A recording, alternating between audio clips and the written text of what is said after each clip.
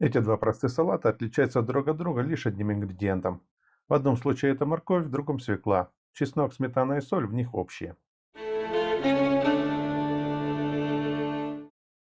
Привет, друзья! Сегодня готовим два легких салата. А пока мы не приступили к их приготовлению, предлагаю всем своим новым зрителям подписаться на мой канал и нажать на колокольчик, включив все уведомления, чтобы не пропустить новые рецепты. Начнем с морковного салата. Оба овоща я буду делать без латексных перчаток.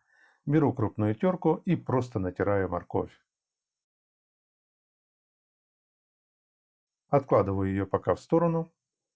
Следующий овощ — свекла. Она у меня предварительно отварена. Основа обоих салатов готова.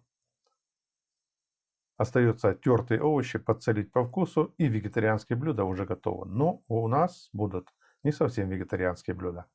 А для этого мне нужна чесночно-сметанная заправка. Она одинаковая и для морковного, и для свекольного салата, поэтому я объединяю весь начищенный чеснок и натираю его в отдельную пиалу. Сюда же затем выкладываю сметану и размешиваю ее с чесноком так, чтобы он равномерно распределился по заправке.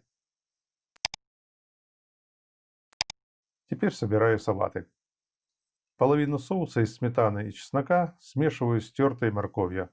Ну, не совсем половину, а рассчитываю так, чтобы пару чайных ложек соуса осталось для украшения салатов. Размешав морковь, то же самое делаю и со свеклой.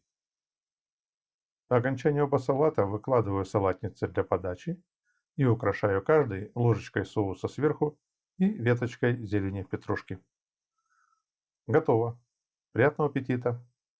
Благодарю всех, кто подписывается или уже подписался на мой канал и кликнул на колокольчик внизу, включил все уведомления. Если вам этот рецепт понравился, то ставьте лайки, пишите комментарии, делитесь ссылкой на этот ролик с друзьями в социальных сетях и мессенджерах.